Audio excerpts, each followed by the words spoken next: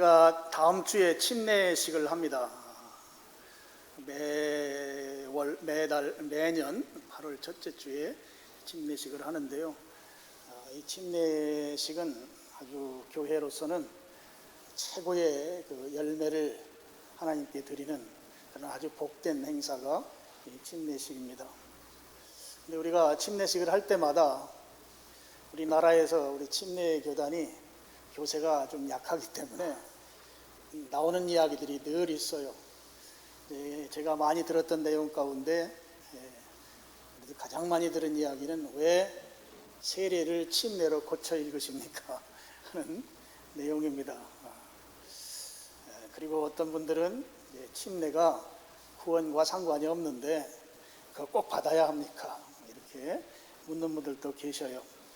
근데 이제 근래에 우리가 사용하는 성경에는 세례라고 본문에 써 있어도 밑에 각주로 혹은 침례 이렇게 친절하게 세례를 이제 침례로 읽도록 안내해 주도록 성경이 이렇게 출판돼서 나옵니다.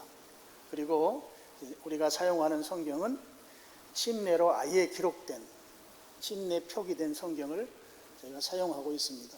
그래서 지금은 이제 침례에 대한 것에 그렇게 거부감이 예전만큼은 아닌 것 같아요. 예전에 어떤 분들이 우리 교회 예배에 오다가 계단까지 올라왔다가 침례교회라고 하는 사실을 확인하고 깜짝 놀라가지고 다시 돌아가는 그런 걸 제가 목격한 적도 있습니다. 그만큼 이제 우리 한국 교인들이 좀 거부감이 좀 있는 것이 침례인 것 같습니다. 그런데 감사한 것은 이제 성지를 여행하면서 그 요단강에 가보면 예수님이 침례받은 그 장소가 있어요. 침례터라고 하는 곳을 많은 분들이 이제 방문을 하게 됩니다. 그래서 그 요단강을 다녀오신 분들은 아, 예수님도 침례받으셨구나. 물속에 완전히 몸을 잠기는 의식으로 예수님이 그 의식에 참여했구나 하는 것을 부정하지 않습니다. 그러니까 세례교인들도 또 세례교회의 목회자들도 요단강 다녀오면 생각이 많이 바뀌죠. 거기에다가 지금은 이제 해외여행을 많이 하시기 때문에 이제 미국 같은 데 여행 가서 보면 대부분의 미국 교회들이 침례교회입니다. 그래서 우리나라는 장로교회가 상당히 교세가 크지만 서양에 가보면 침례교회가 훨씬 교세가 크다는 사실을 알면서 지금은 그래도 침례라고 하는 말에 상당히 이제 거부감이 줄어든 상태이다. 저는 그렇게 보고 있습니다. 이제 오늘 설교 제목이 왜 침례를 받아야 하는가 하잖아요. 침례와 세례는 그 의식을 베푸는 방식이 큰 차이가 있습니다. 말씀드린 대로 이 침자는 물에 잠긴다고 하는 침자거든요. 그래서 이 침례는 내 몸을 완전히 물속에 잠그는 의식으로 행합니다.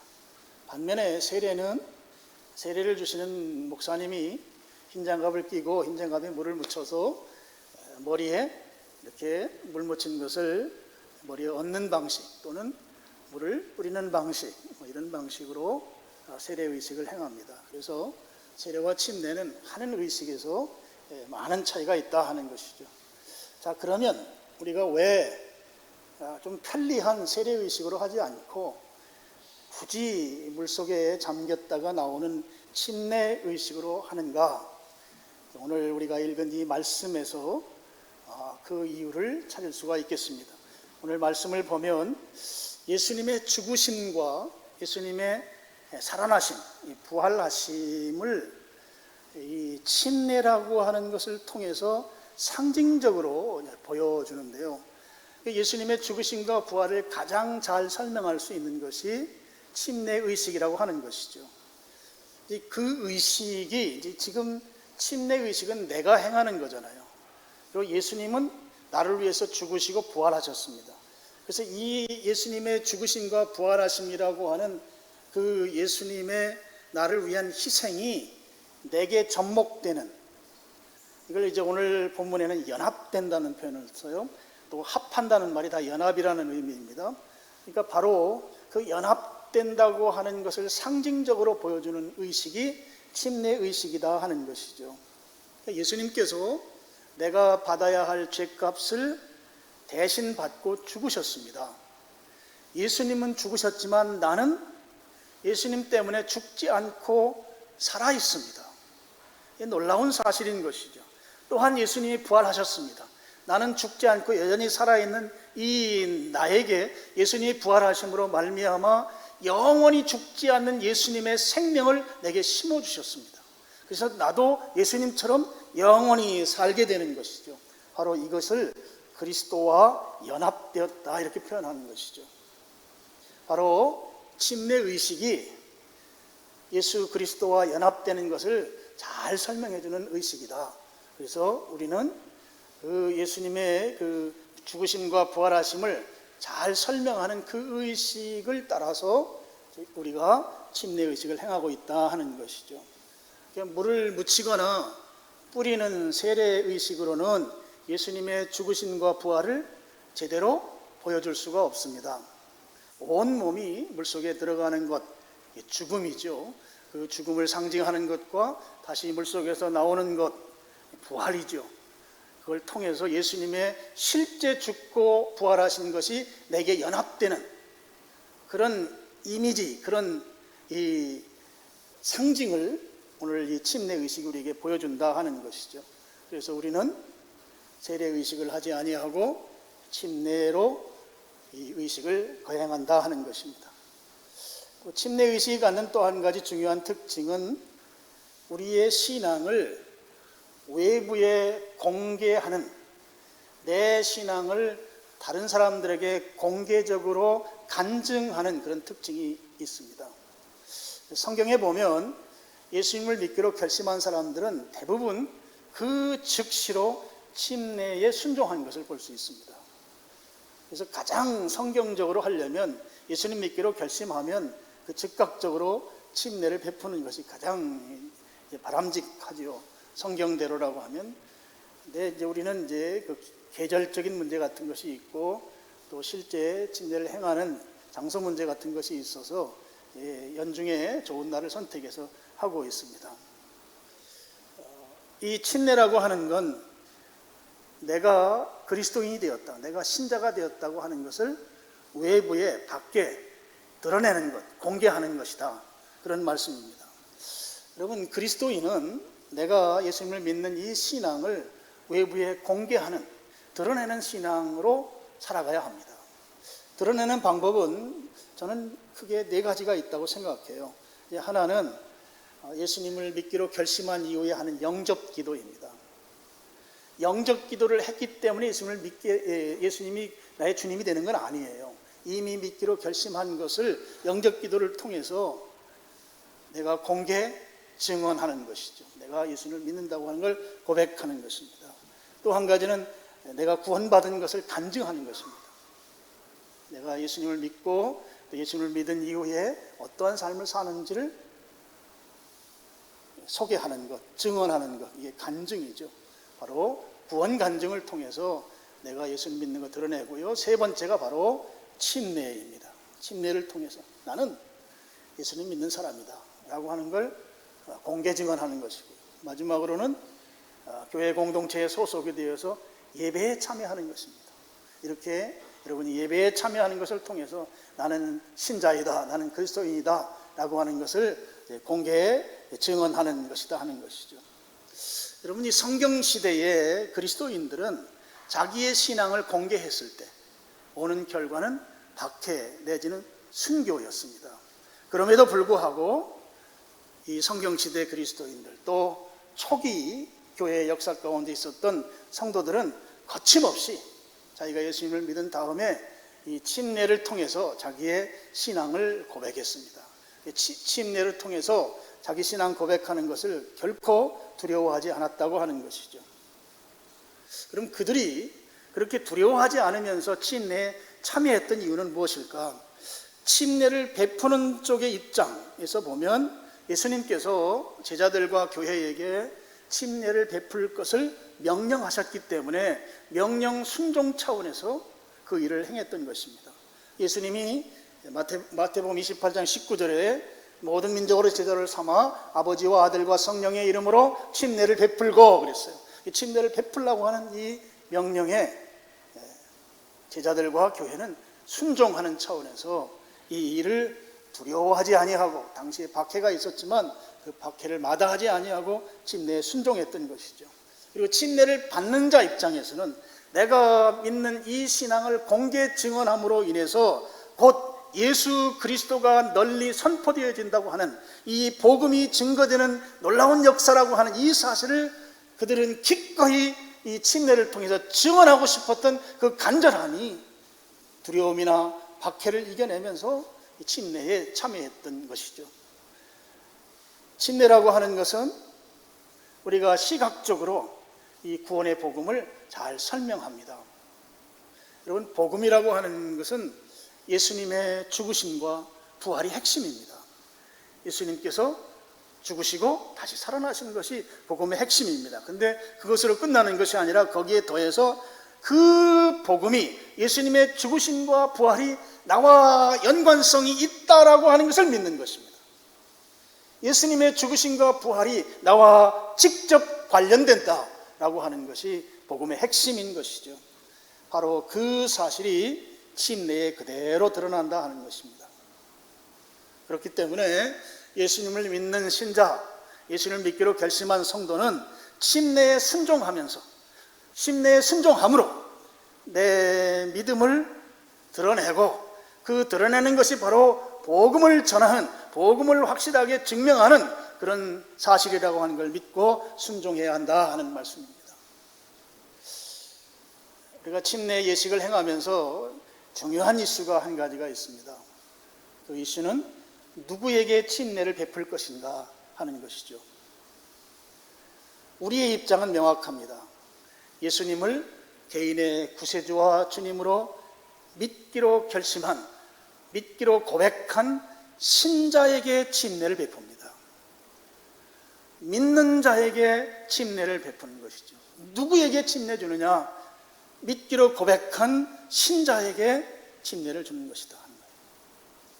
사실 이건 굉장히 중요합니다.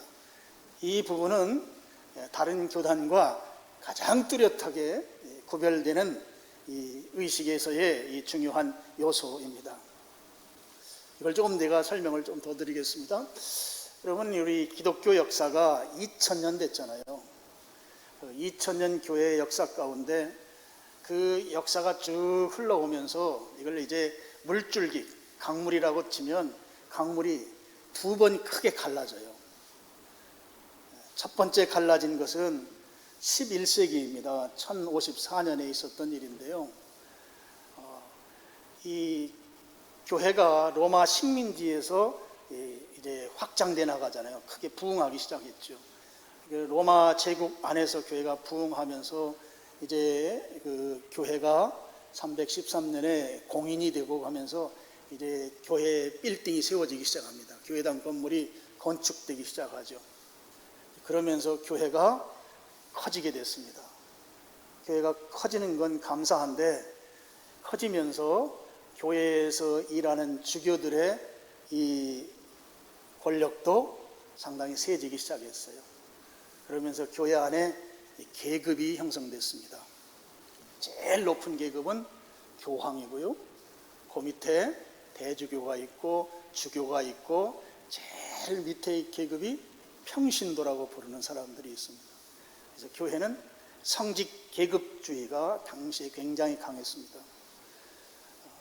그렇게 성직 계급주의가 아주 강하게 형성이 되면서 심지어 이 주교들은 평신도하고 결혼하면 안 된다, 이 계급주의 때문에 생긴 거죠.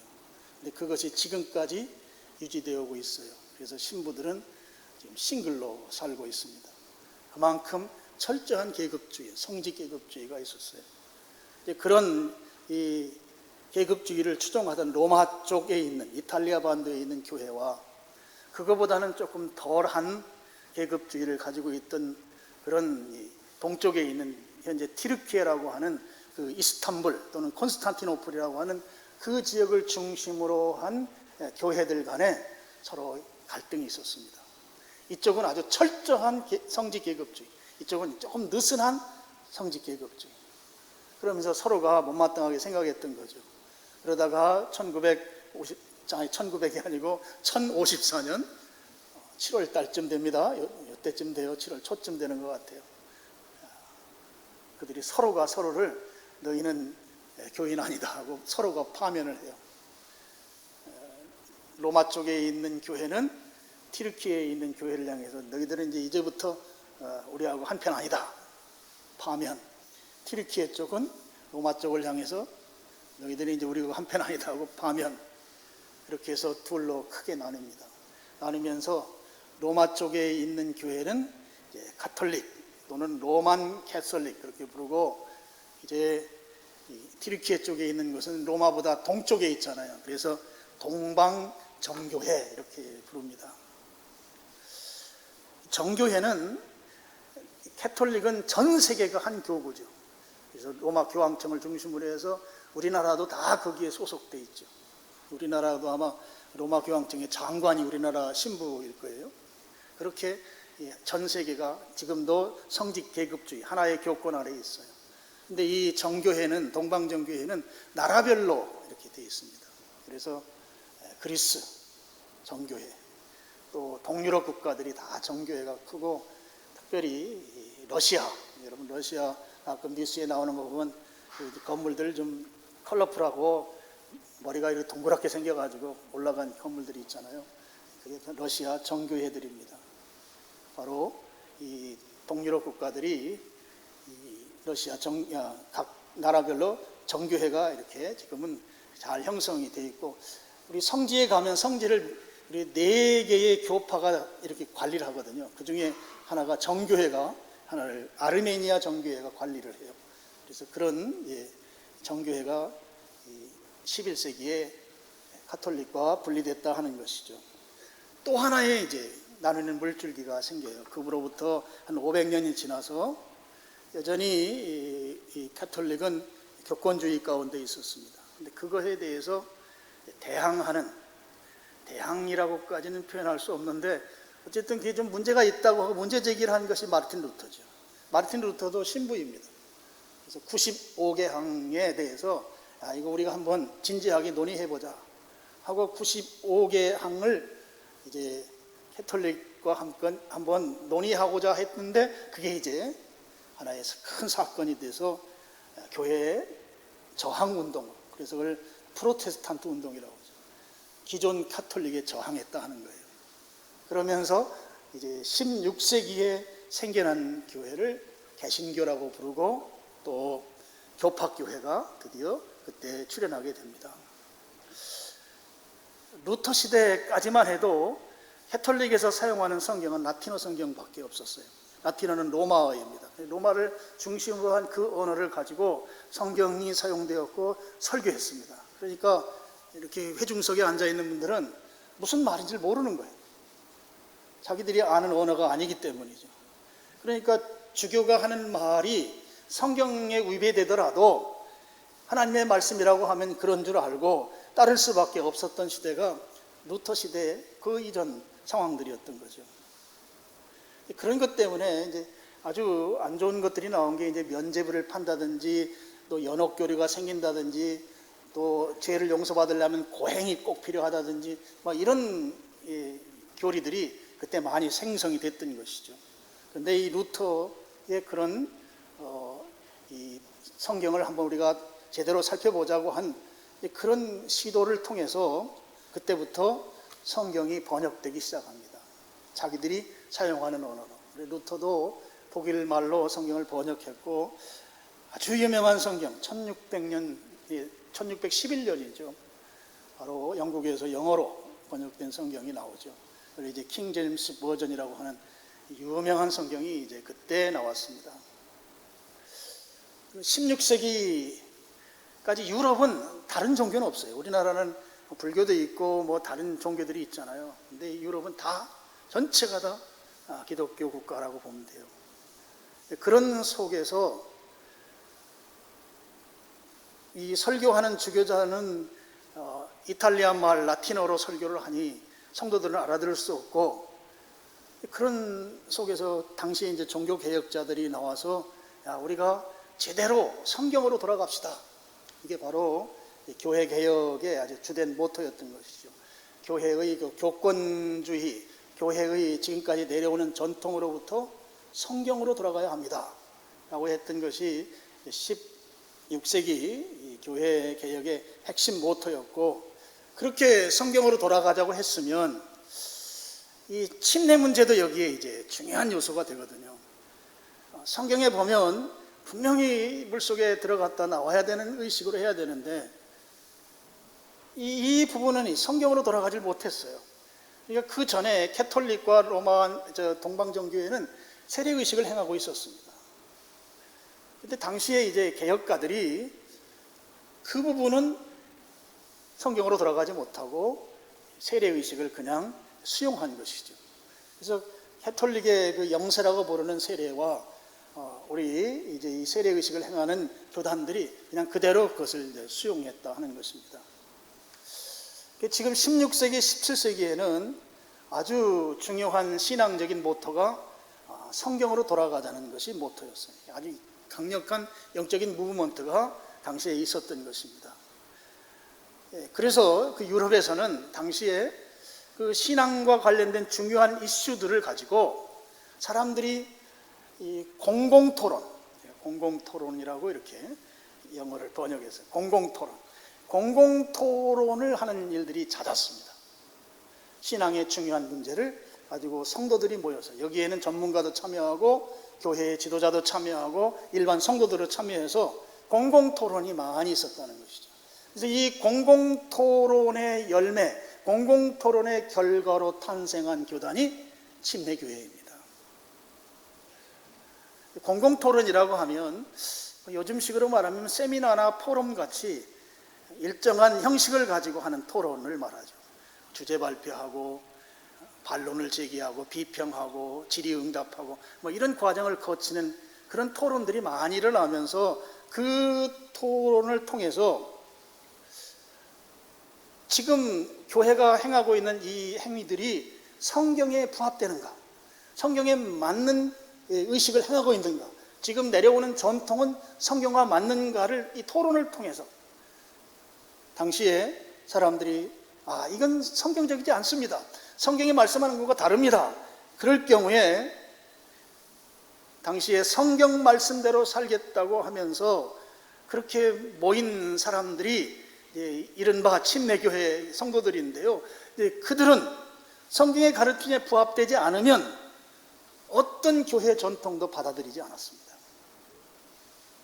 우리 침례교회가 역사적 배경이 그런 역사적 배경 속에서 태어났는데요, 그러다 보니까 침례교회는 어떤 창시자격인 인물이 없어요. 그런 역사적 배경 때문에 그렇습니다. 예를 들어서 장로교 같으면 칼빈이라고 하는 분이 아주 그 장로교의 창시자 아니에요. 그리고 감리교회는 잔 웨슬리가 그 창시자이고, 또 독일에서 가장 교세가 큰 루터교회는 루터가 창시자입니다. 그래서 그들이 가지고 있던 신앙과 그들의 그 신학 전통, 그들이 가지고 있던 것들을 이제 받아들여서 교단을 이루고 있습니다만, 침례교회는 이것이 성경적인지 아닌지를 토론을 하는 사람들, 그러면서 성경의 뜻을 따라서 성경대로 살겠다고 하면서 서로 공동체를 이룬 그런 분들이 침례교회를 만들었기 때문에 특별한 창시자나 아주 거기에 걸맞는 그런 인물이, 우리가 소개할 만한 인물이 없다고 하는 것이죠. 저는 이제 제가 원래 신학교 나와서 미국 유학 갈 때 교회 역사를 전공하려고 했었어요. 그래서 좀 이제 책도 많이 읽고 했는데요, 그런 생각을 했습니다. 우리 침례교회가 처음 시작할 때 이렇게 공공 토론을 통해서 이게 성경에 맞는지 맞지 않는지 분별해서 안 맞으면 그 어떤 것도 과감하게 이렇게 받아들이지 않았던 그 전통을 가진 사람들, 그러다 보니까 교리적으로 느슨한 것이죠. 교리적으로 느슨하면 전속하기가 어렵습니다. 근데 이상하게도 희한하게도 다른 교단과 마찬가지로 침례교회가 400년 이상 그 역사를 지금까지 이어오고 있는 거예요. 지금 전 세계적으로 단일 교단으로는 침례교단이 가장 큽니다. 우리나라는 지금 135년 됐거든요. 우리나라에 침례교회가 들어온 지. 장로교보다 한 4, 5년 늦게 들어왔는데요. 그래도 우리나라에서 좀 규모가 적은 교단이긴 하지만 그래도 뿌리 내리고 이렇게 자리 잡고 있는 교단이 됐고요. 그럼 이렇게 그 전 세계적으로 가장 단일 교단으로 가장 많은 숫자를 가지고 있는 그런 교회가 될 수 있었던 것, 이론적으로는 불가능한데 교리적으로도 느슨하고 또 어떤 그 신학 사상을 가진 핵심 인물도 없고, 저는 이런 것들을 보면서 성경 말씀을 순수하게 받아들이기 위해서 성경 말씀대로 살고자 했던 사람들이 모여서 그 이루어가는 이 교회, 이른바 침례 교회는 그 교회를 지켜주시고 인도하시는 분이 바로 성령님이시다 하는 것이에요. 저는 아무리 생각해도 성령님께서 붙들어 주시지 않으면 교회 역사가 400년 이상 가고 우리나라에서 135년 이상 갈 수 있는 그런 교단이 될 수 없다고 생각하는데, 이렇게 유지될 수 있는 것은 성경대로 살겠다고, 성경 말씀대로 순종하겠다고 모인 사람들, 그 사람들을 성령님께서 지켜주시고 또 인도하시기 때문에 이론적으로는 좀 불가능해 보이지만 잘 유지하고 있는 것이다. 그래서 우리 교단의 창시자는 바로 성령님이시다. 저는 그렇게 생각하고 있습니다. 그래서 이 침례교 성도들은 성경 중심으로 살았어요.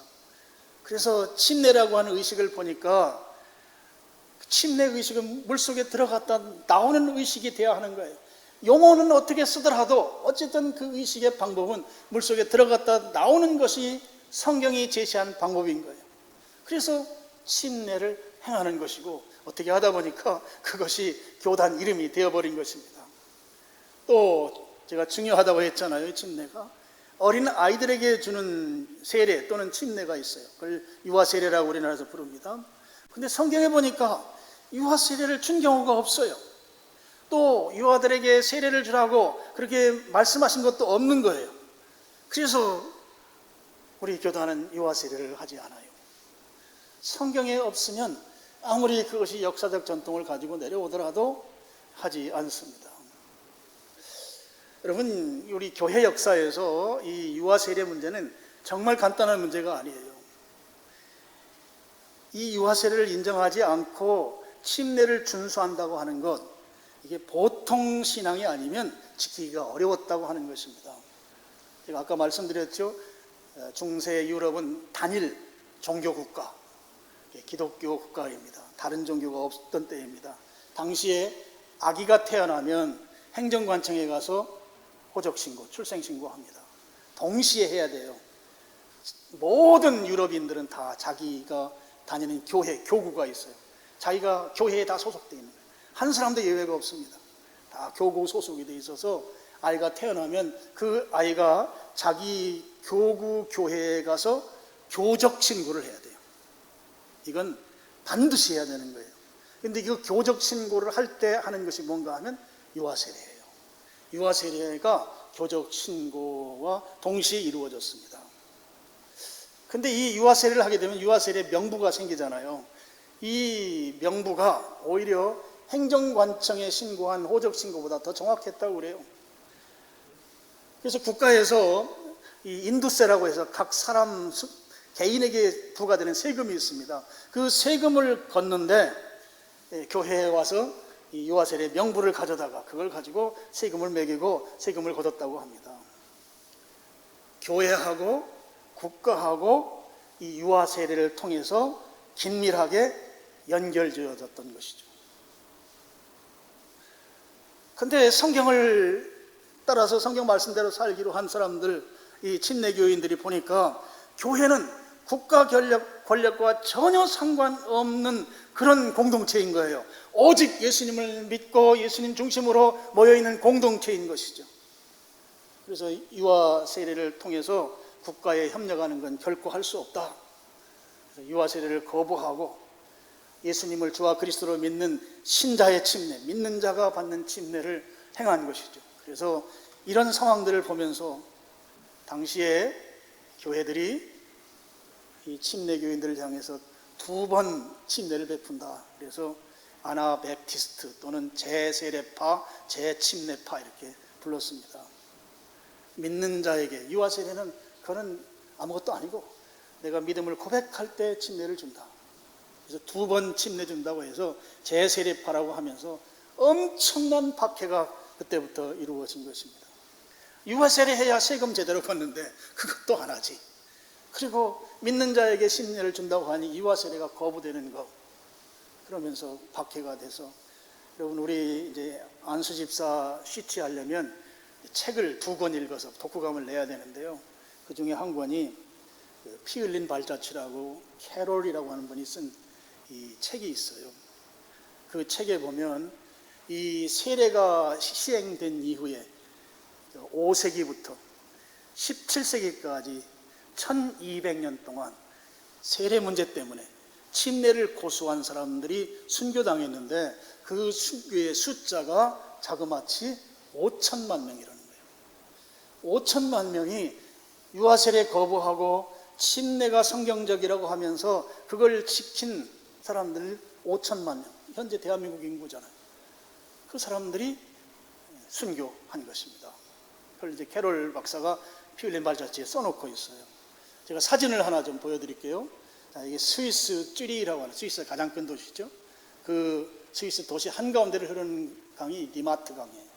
이 니마트 강이 지금 보면 아주 경치도 좋고 좋은데요. 근데 저 16세기, 17세기에 저곳에서 이 침례를 주장했던 교회 지도자들이 수장됐어요. 그래서 그 수장된 곳에 비문이 있습니다. 그 다음 거 보여주실래요? 비문이 저렇게 있는데요. 저기 3번째 줄인가 보면 만츠라고 나와요. 그리고 저기 연도들, 여러분 잘, 우리가 저기 독일어인가 잘 모르겠어요. 그래서 이 만츠가 이제 아주 유명한 교회 지도자였는데 목에다가 돌을 매달아서 저 니마트 강에 다 던져버린 거예요. 순교했습니다. 무엇 때문에요? 침례 주는 것 때문에 그랬어요. 그러니까 교회 지도자가 다른 교회 지도자를 물속에 집어던진 사건이에요. 그것도 최초로 그렇게 순교한 분이 만츠라는 분입니다. 우리가 이렇게 생각할 수 있습니다.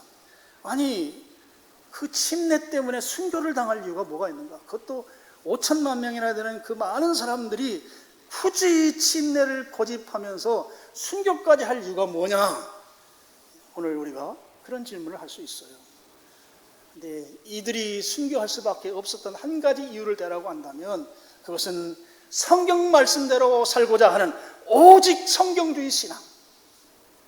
나는 어떤 경우에도 성경 말씀대로만 살겠습니다 라고 하는 그 신앙이 그들의 밑바탕에 있었기 때문에 그들은 이 성경이 가르치는 이 침례라고 하는 이 의식을 순종하면서 당시에 엄청난 박해가 있었음에도 불구하고 기꺼이 순교의 자리에 나가면서도 이 침례를 지켰다 하는 것이죠.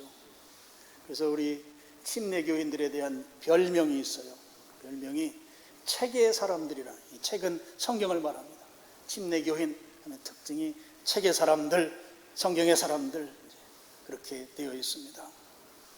그래서 우리 침례교회에 이렇게 좋은 그 선배 지도자들을 보면 성경을 아주 촘촘히 강해하고 주석하고 뭐 이런 분들은 대부분 보면 침례교 목사님들인 경우가 많습니다.